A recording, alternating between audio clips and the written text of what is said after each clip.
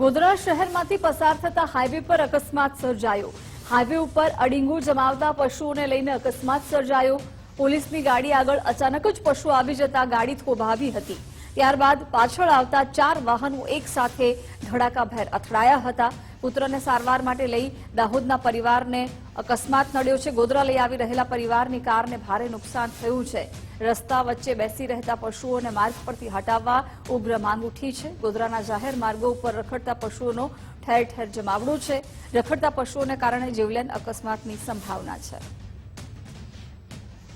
ગોધરા અંદર મોનલાઇટ કે આ બાજુ પોલીસની ગાડી આવી ગઈ।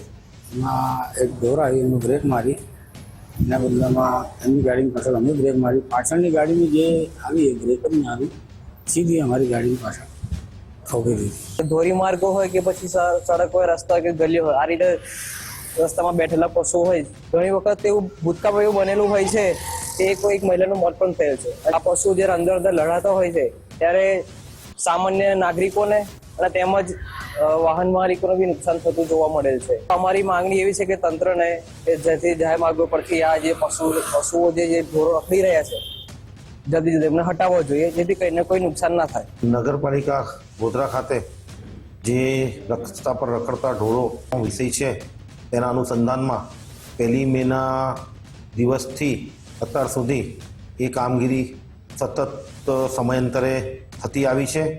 પશુપાલકો જેટલા પણ છે ગોધરા શહેરમાં રહેતા તેઓની સાથે સેનેટરી વિભાગના એસઆઈઓને સાથે લઈને એક મિટિંગ પણ કરવામાં આવી હતી। તેમને ટાઈમ પર માર્ગદર્શન સૂચનાઓ બી આપવામાં આવી હતી, તમારા પશુઓને ભાઈ છોડો નહીં, રોડ પર રખડતા ના કરો, તેના લીધે ગંભીર બનાવો બનવાની શક્યતાઓ રહે છે, એક્સિડન્ટ જેવા બનાવો બને છે। અને હાલ ગોધરા નગરપાલિકામાં એ કામગીરી માટે સૂચનાઓ પણ આપેલી છે અને સમયાંતરે તે ઢોર પકડતા ઢોરોને પકડીને પાંજરાપોળમાં મૂકવાની જે કામગીરી છે તે હાલ ચાલુ બી છે।